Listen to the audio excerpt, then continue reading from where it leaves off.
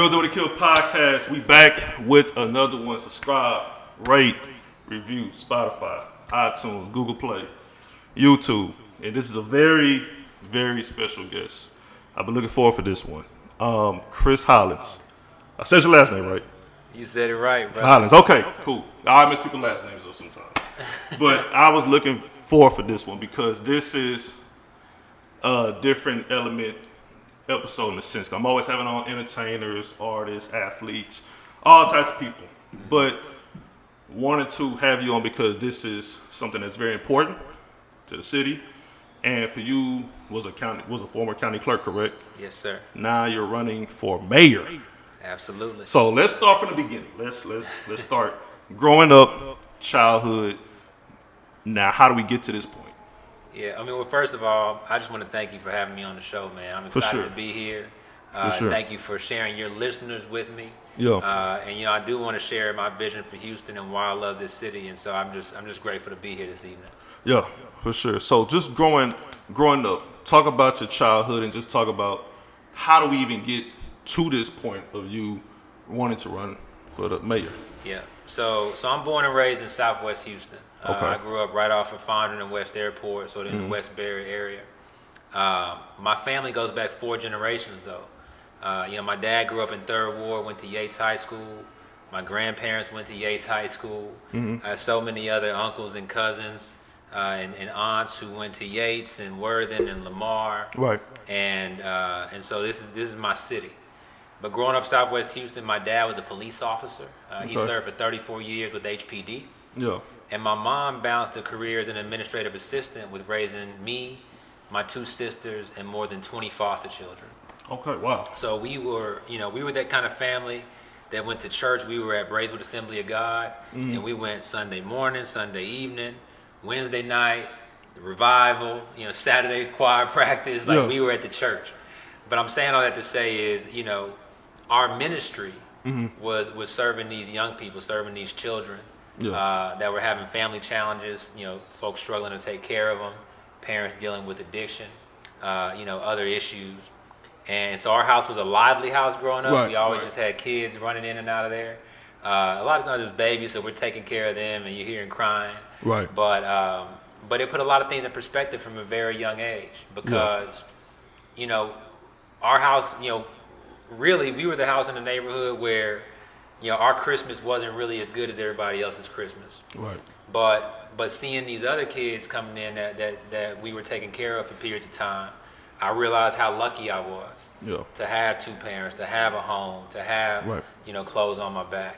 Right. And so, feeling that I was lucky, I always just wanted to do something to just help folks around me when I could. Right.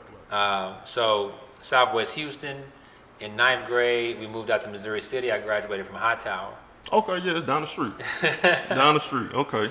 And then from Hightower, I went on to Morehouse College. And so, that was also an inspiring experience. But I know you asked about childhood, so I'm going to pause and see if you want me to just keep rolling. No, this all you. This is why I got you here. All right. I don't want to interrupt you, but we are HBCU alums. I went to Texas Southern. All right. So we relatable. Yeah, no, look. We the Maroon Tigers, y'all the Maroon Tigers. Exactly. I got a lot of love for TSU, a lot of good friends who went there for undergrad, who went to Thurgood Marshall School of Law, the School of Public Policy and so forth. But I was at Morehouse. That was an inspiring experience, right? The alma mater of Martin Luther King Jr. Right. A school where, you're told from day one that there's something that you can do that you're supposed to do while you're on this earth. Right. That if you don't do it, nobody else is going to do it. It's not going to get done. Right. And so, I think Morehouse inspires all of its students to try to figure out what that thing is. Yeah. But went from Morehouse to Yale Law School to get my law degree. Yeah. From Yale over to Harvard Business School to get my master's in business. And in 2009, after President Barack Obama was elected, I was fortunate to serve in his White House in the Office of Presidential Personnel. Now, how was that like? Man, I mean, I was 22 at the time, and it was incredibly inspiring. Right. I mean, the first black president and this is the early part of his administration. Over the years it got partisan. DC started to get to be an uglier place. Right. But when President Obama was first elected, there was just hope in the air. Right. Right. And there was just so much so many ideas floating around of what we could do, what we could aspire to as a nation. And so being there, in it, and being able to interact, with folks who, were on CNN and things like that, but people who had, done so much important work already and who were destined to do more great work, to be around them. Vice President was Joe Biden. Yep. Rahm Emanuel, who went on to be the mayor of the people, who I had been watching from afar and admiring. Right. I was there with him, Exactly. next to him, doing the work. Yeah. So that was a really, really cool, a really, really inspiring, really, really fascinating experience, especially to be a young person at that time. And I was going to say, because when Obama got elected for the first term, I was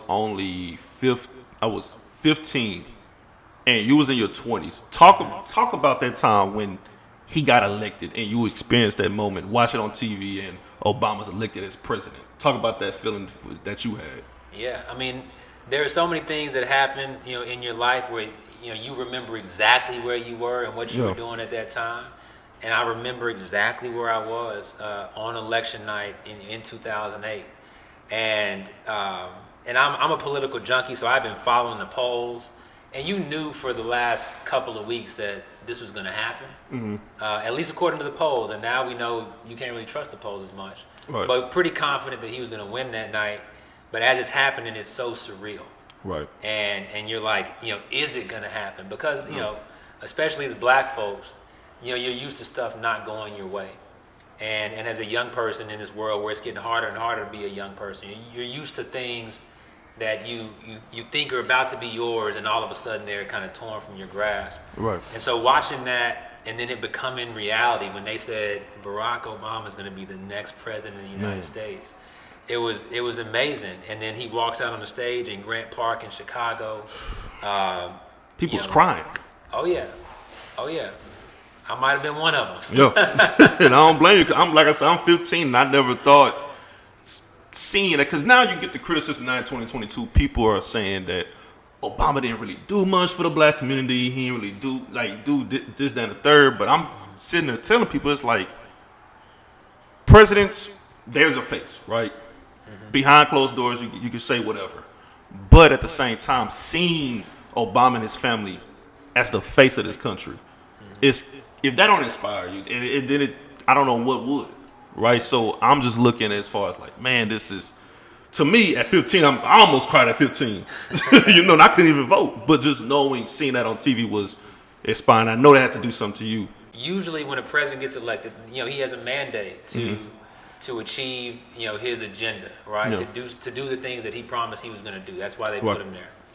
And very, very early on in the first few months of President Obama's term in office, the leader of the Senate said, our number one goal is to make sure that Obama's a one-term president, right? Not to better the lives of Americans, not to invest in education, not to, like, we were in a recession at the time, like a terrible one, not to fix this economy and get people back to work in this country.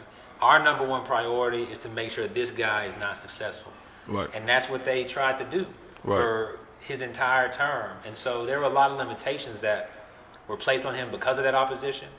And also, I think, none of us knows what it feels like to be in that position. Right, correct. But I believe that he felt he was carrying a burden and a responsibility and an obligation to do a certain kind of job. And so I do think that there were times where he didn't push the envelope as far. Right. Because he knew that the black guy doing this is going to be interpreted a certain way. Right. And so, look, I look back on his presidency, again, as one where, look, Obamacare, that's something that we have today over a decade later that has changed the lives of millions of people. Right. Right. And there's so many other things that he did, again, bringing us back from the worst recession that we had seen in my lifetime. Yeah.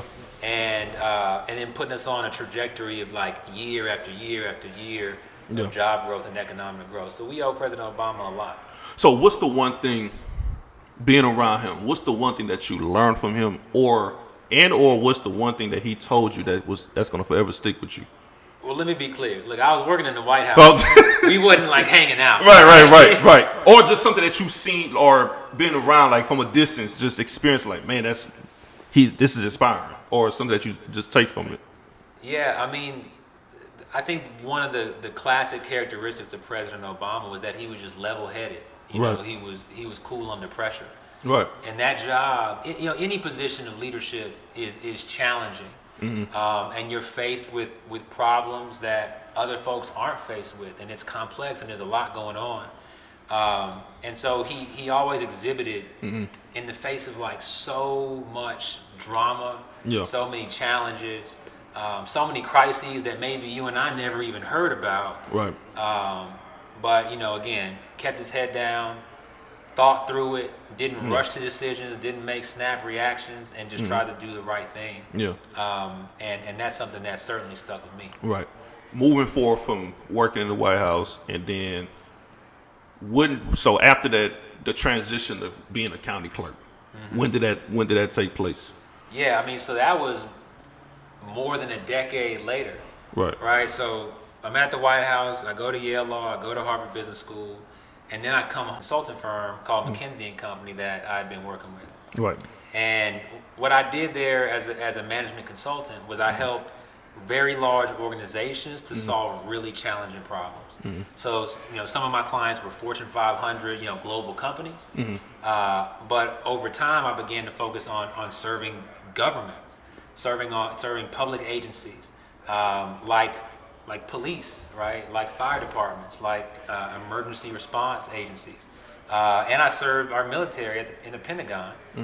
And you have these issues and you say, look, well, how do we get better outcomes? And we can't solve this ourselves, so we're bringing you in to help us think through this. And again, I was a young guy, but I was working with really, really smart people and learned the process of turning around troubled organizations. Yeah. And solving really challenging problems. And so I took that. Now I later became a lawyer, and the only reason I made that transition was because I started a family, had a young child. My daughter Vivian is 5 now, but obviously she was newborn back in 2016 and early 2017. Right. And once we had her, me jumping on a flight to DC on Monday morning and not coming back till the end of the week, that didn't work out for us anymore. Right.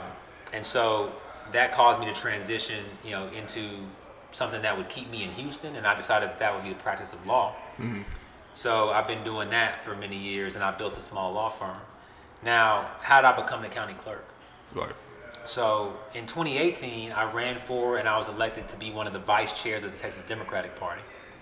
And in that role, it was my job to get Democrats elected, folks who have progressive values, who want to help working families, up and down the ballot across Texas. And in 2018, we flipped Harris County. So we're sitting right here in Houston in Harris County right now. And in midterm elections, the ones that aren't the presidential elections, Right. Republicans had won those elections for more than 30 years straight in Houston and Harris County. And we flipped the county in 2018. And that was really, really important. Right. We put dozens of judges in office, again, whose values align with mine, who are about second chances, but are also about, fairness and justice. Right. We put a county judge, Lena Hidalgo, in office, Right. who has been a phenomenal leader for this county, who during the pandemic was responsible in the way that she approached it, Right. not political, and her actions certainly saved lives. Yep. But one of the other things that we did was we flipped the county clerk, and the county clerk is the chief elections officer of Harris County. I need to fix this Oh, it's microphone. probably falling down. Oh, you keep talking. I got you. I got you. You keep talking. I just want to make sure, like I said, you got your Oh, audio. yeah. Nah, you good. All right, there we go. I'm good. And so we have, for the first time in a long time, a Democratic county clerk. Right. And that was my predecessor. Her name was Diane Troutman. But the pandemic comes around. Yeah. and obviously people have to make decisions to make sure that they're protecting their health. Yeah. And she was 70 years old, and she had, what we were calling a pre-existing condition, right, during the pandemic. Yeah. And being the county clerk, you're a frontline worker. You're going to be out and about. Yep. And so she made the choice for herself and her family to resign. And so now, in the midst of a pandemic, in the most important election of our lifetimes, we don't have a chief elections officer. Right. We don't have somebody to run this thing. And so that became me. And so I took office on June 1st of 2020. Now, everyone knows about November, right. But there was also a primary runoff election, and that started on June 29th of 2020. So I stepped into the job, and we have 4 weeks until the first election, and it's the first election we've ever had during the pandemic, and we have to figure out how to do that. But we have a strong team at the county clerk's office, 350 committed civil servants. Right. I brought in some trusted advisors with me, who I knew how to solve these problems, had expertise in things that would be helpful to us, and we rolled up our sleeves and got to work. Now we fast forward to 2022, and you're running for mayor. Why run for mayor? Yeah, well, let me talk a little bit about the county clerk's experience. Yeah. And I think that'll tell the story a little bit. Okay. So, when I was county clerk, we had to make voting safe. Mm-hmm. And that was a problem that we had to solve. And so we put our heads down and we said, how do we do this? Right? First, we're going to make sure we have as much PPE as we can, give it to our election workers, give it to voters to keep them as safe as they can, right? We're gonna have social distancing, all the stuff that everybody was doing at that time. But think about this. I'll just give you an example of a problem you might face. When you go to vote in a voting booth today, or if you go back 5 years, you're in the voting booth shoulder to shoulder with whoever's next to you voting. Right. Now in the pandemic, we can't do that, right? So we would have a room, say, smaller than this. It's like a room at a library. Mm-hmm. And that's where Miss Jones goes to vote all the time. So we got to have this library open to be a voting place. Well, you used to have 30 machines in there to vote. Right. Because of social distancing, we can only fit 9.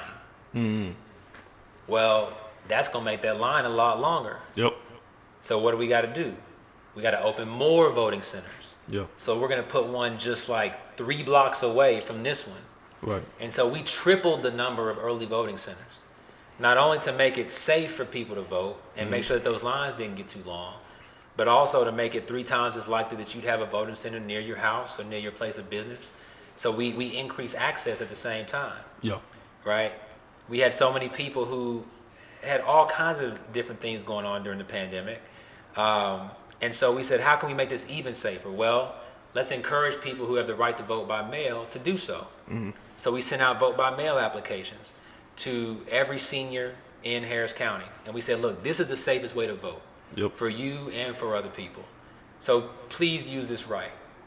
And more than 200,000 of our seniors signed up to vote by mail just because we made it easy for them. Yep, my mom did the same thing. Right? Now we have other folks, and we say, how can we make it safer for them? Some people don't want to come into a building and stand around hundreds of people. Yep. All right, we're going to have drive-through voting.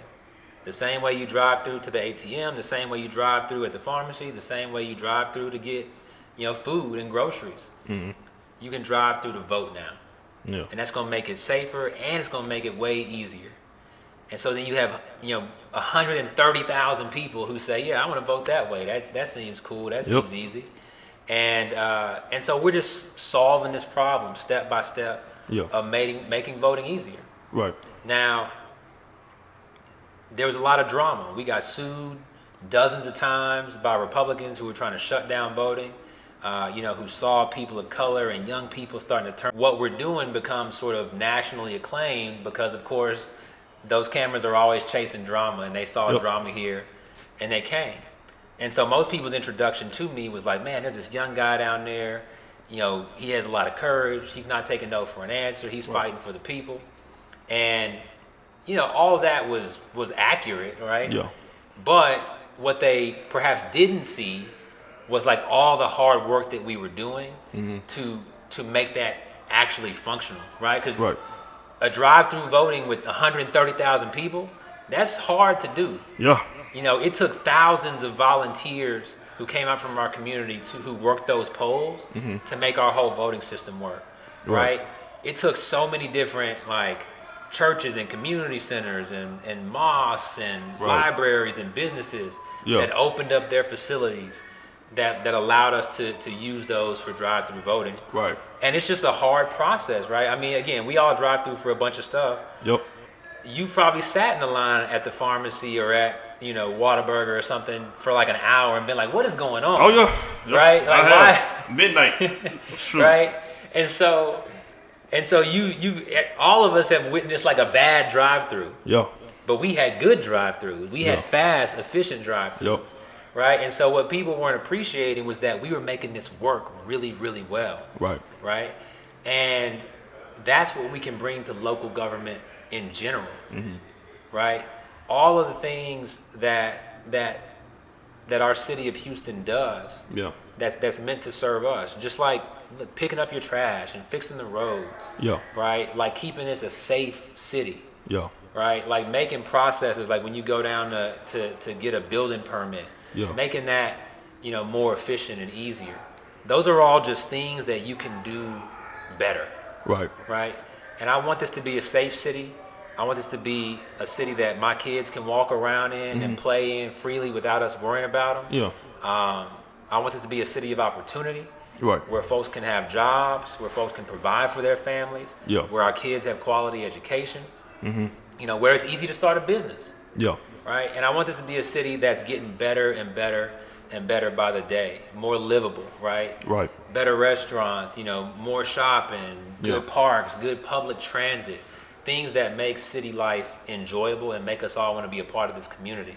Right? And you do that just step by step by step, right? You do that by managing this huge organization. The city of Houston has 22,000 employees and a $5 billion budget. Right? So you need a CEO who knows how to manage people, who knows how to deliver, who knows how to get results. And that's not an easy job. And very few people, particularly in the political space, you know, have that background, have, you know, those attributes and those abilities. And I believe that I'm one of them. And so that's why I'm offering myself to be the next mayor of Houston. Because I want this to be a safe city. I want this to be a city of opportunity. I want this to be a city that's preparing for the future.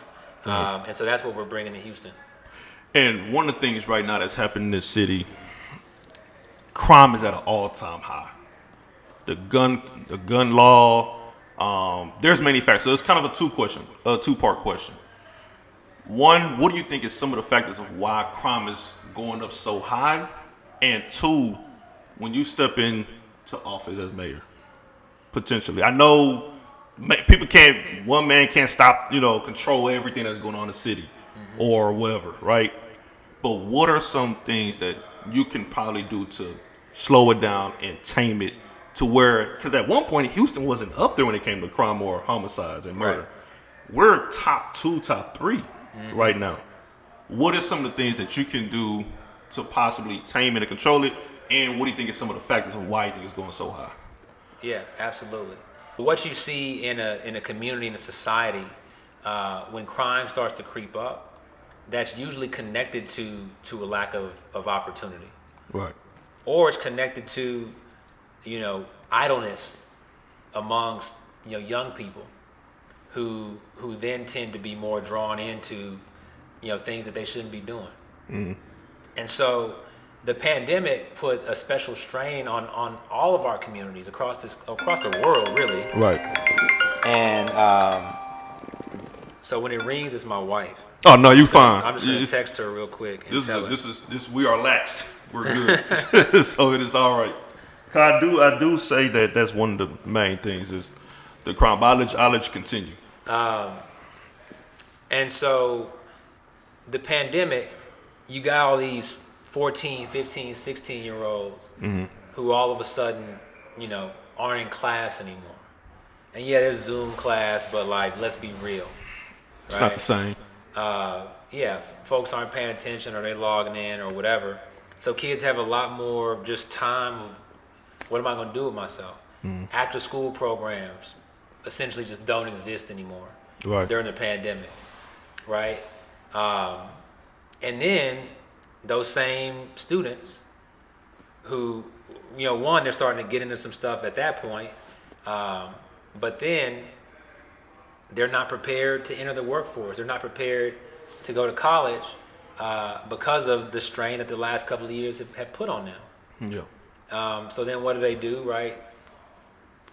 The same thing a lot of kids do who aren't going to college or not getting a job. They end up hanging with the wrong crowd.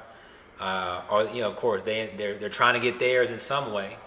And so it's like, okay, well, let's go hold these folks at the ATM. Let's go break these windows out, on Alameda. And I'm not making excuses. Like, what they're doing is wrong, right? We know it. It's lawlessness. It shouldn't happen. Right. But, that's some of those root causes that you have to go after. Of like, how can we redirect young people towards things that's going to have them being a productive member of society? Like, again, improving themselves through education or getting a job that they find fulfilling and that's, allowing them to put food on the table for themselves, and maybe even if they have, young kids themselves. That's an important part of the solution. Right. But of course, there's policing, right? And we have a police force that's strained. In the last 20 years, this city has grown by 500,000 people, and our police force has declined in size over that time. And if you look at the cities that have similar populations to ours, the closest two cities, or two of the closest two cities, are Chicago and Philadelphia. Both of those cities have police forces that are like double our size. Yeah. And of course, we're more spread out than they are. And so over this larger sort of geographical footprint, we have less people. Yeah. So we need some more people. Yeah. That's one thing, right? We need to attract folks into the police force. We need to make sure that that's an attractive job or career path for folks. And then we need to retain them as we're there. Yeah. We also need to improve training, right? Because, look, before all this, George Floyd, that's not too long ago, right? It's not. And stuff like that has happened in Houston, even though it may not have been as, notorious as Brother Floyd's passing. As a son of a police officer, I know that most of these guys and women are very well intended, who want to do a good job, who want to keep this community safe. But you end up in these situations of crisis, and they make mistakes. So you need to train, and you need to hold folks accountable for keeping us safe, right? Yeah. For protecting and serving. That's their job. We also have to give them better technology. A lot of ways. I mean, look, this podcast is going to be on the internet, right? Right. There's so many things that technology has allowed us to do things faster and easier and more efficient. We need to apply technology to our public safety, to make police officers' job easier, to give them the best investigative tools and crime prevention tools that we can have. And that's going to keep us safer, and it's going to keep those officers safer, and it'll ultimately address issues of crime. But you mentioned guns. Our state legislature just passed laws that made it so anybody can get guns. Can walk around with a gun, and no mental health check, no training, no licensing, and you have things like ghost guns where people can order these off the internet, put them together, no serial number. What do you think is gonna happen? Right. And so we need to have some common sense gun safety laws, right? I'm a gun owner, but we're responsible in how we use those, and we take that very seriously, and we secure those weapons. Right. And there just needs to be common sense laws around gun safety to keep our families safe, to keep our kids safe, and ultimately to keep our community safe. Right. So those are just a couple of things. There's also, a backlog in our court system. A lot of that is because it dates all the way back to some of the hurricanes and disasters that we've had, but certainly made worse by the pandemic. You close down these buildings, you can't have trials, and so you have folks who should be going away for violent crime who are not. Right. and then you sometimes see them being repeat offenders. Yeah. And so, figuring out a way to be a partner to the Harris County courts, to make those, everyone deserves a fair trial. Right. That's a constitutional right. But how do we sort of make that process more efficient, to prioritize the ones that are violent crimes, in order to make sure that justice is served, Right. and then we get those wrongdoers off the street. Right. So, and we're digging further into this. I'm not going to sit here and say I have all the answers today. For sure. What I will tell you is that, we're collecting some of the best and brightest minds and asking them to help us think through these solutions. Right. I've met with the mayor. I've met with our police chief to ask them directly, what can and should we be doing. And we're committed to working directly with those agencies to solve these challenges. But we also have to include the community. Yeah. Folks who live in these neighborhoods that are being most affected, right? Yeah. We need to be talking to them. What are you seeing? What can we be doing better? I was just in Northeast Houston the other day talking to leaders from what are called sort of the super neighborhoods, and just asking them, what would you do? They want more cameras up there. Yeah. Okay, well, let's figure that out, right? So you can track down some of the folks who not only are committing violent crime, but doing things like illegal dumping, right? That are blighting these neighborhoods that these folks hold near and dear. Yep. And so it's about listening to the community, involving them in the process, and forming partnerships between our city government and our city, the Houstonians, to solve this problem, together. Exactly. And why do you think it's so important for you to be out in the community, talking to families, going to church, just showing your face? Why do you think it's just important for you personally? Well, in general, who leads you is a very important decision. And so, in my opinion, I owe it to you to do my best to come out and see you and say hello and listen to you and share my vision with you directly and ask for your support. So that's one thing. But number two, again, all the answers aren't right here in my head, right? We have folks who are living these experiences. And so, I want to hear from folks. I want to ask them, what are the challenges that you're facing? What's most important to you right now? And then tell me what you think we can do about it. Right. And so when we walk into City Hall, we're going to walk in with the confidence that we're representing all of Houston. Right. Because I've gone out and seen all of Houston, and I've invited all of Houston to join our team, to share, their views with us, to share their thoughts and their aspirations with us. And then we carry that along into the mayor's office. And so that's what it's about. I mean, this is a big city. It's a diverse city. Yeah. So many. I grew up on the Southwest side. Yeah, me too. Right? And growing up on the Southwest side, you didn't go to the North side. No, not at all. North side came to the South side. So we already know that. Well, they might say they didn't come down to see us. Right. But, and so, yeah, look, I don't want to act like because I'm from Houston, I know what you're going through. Right. No, I need to come and see it. Right? I want you to show me.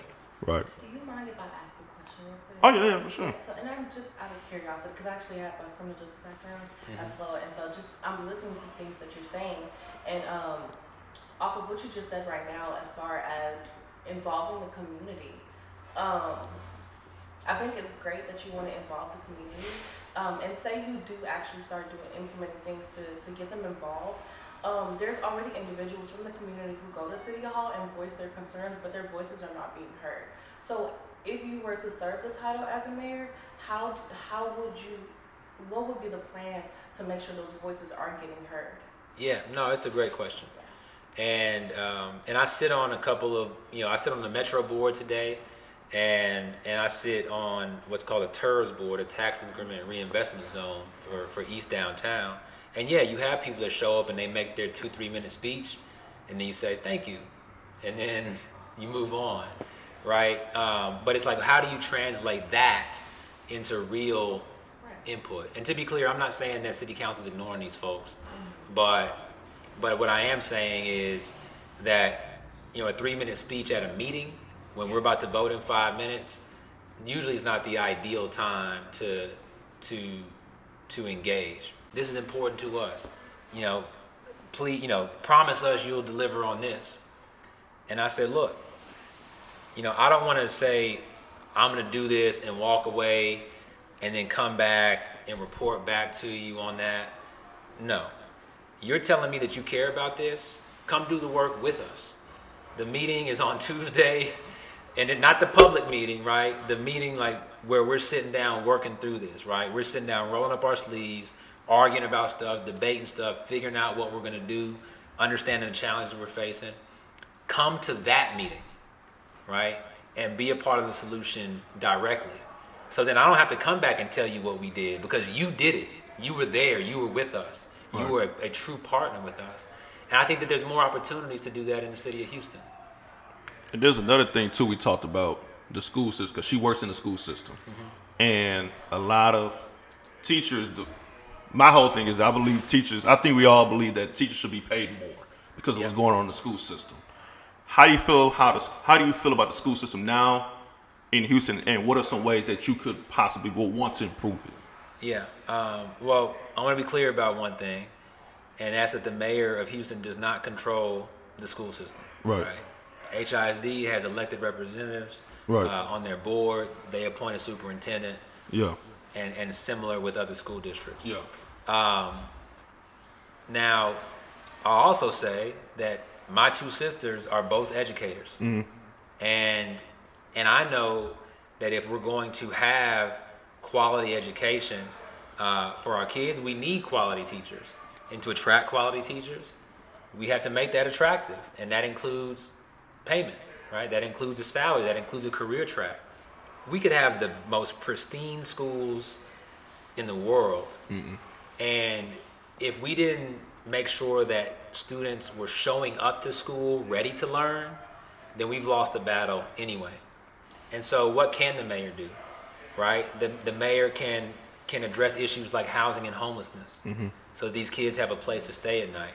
The mayor, you know, along with HPD, can work on public safety so these kids feel safe, right? Studies show that if a kid has crime happening in their neighborhood, they're automatically going to test as if they're like 2 years behind, because there's space being taken up in their mind just by stress and fear and all these other concerns and this trauma. Right. And so taking that away, just letting the kid live in a safe neighborhood, in a safe home, right? Making sure that they're able, again, that their parents have jobs so they can have food on their table, clothes on their back. That in alone is getting us, you know, down the path so that we can hand them off to teachers and say, all right, now do your job. Right. And so the mayor has so many things at his or her disposal that they can do, even though they don't, again, directly control what's happening, you know, in our public schools. Right. One last question before we get out of here. Why should the people vote for Chris Hollins as the next mayor of Houston? Absolutely. Well, you know, we've talked a little bit about my story. I'm from Houston. I love Houston. I'm raising my son and daughter in this city. Yeah. You know, I want them to raise their kids in this city. Right.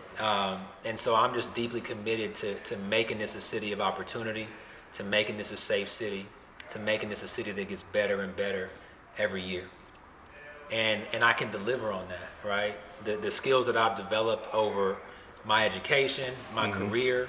I'm not just asking you to say, trust me, I think I can do a good job. Right. We've already demonstrated what we can bring to the table at the local level, right? When you combine that energy, when you combine that vision and that commitment with just the know-how of running a successful organization, you know, doing things a little bit different, a little bit better to improve outcomes, to make, you know, to improve access, Right. to give a voice to the voiceless, and to deliver results, right?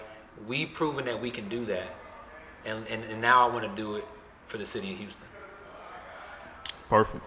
There you go. Real Deal with Akil, Chris Hollins. I appreciate you. I appreciate your time. I appreciate you for coming through. And look, I ain't gonna say anything. You got it. Well, look, hey, follow us at CG Hollins, Yes, sir. CGHOLLINS, on Twitter, on Facebook, on TikTok, on Instagram, and go to chrishollins.com to learn more. We want you, look, give us $1 if you can, sign up to stay updated, sign up to volunteer. We're not going to win this campaign without your help. And so, again, thank you for listening to this podcast. But go to chrishollins.com or follow us at CG Hollins so you can join this campaign and be a part of what we're building for the city of Houston. There you go. Real Deal with Akil, Chris Hollins. We are out.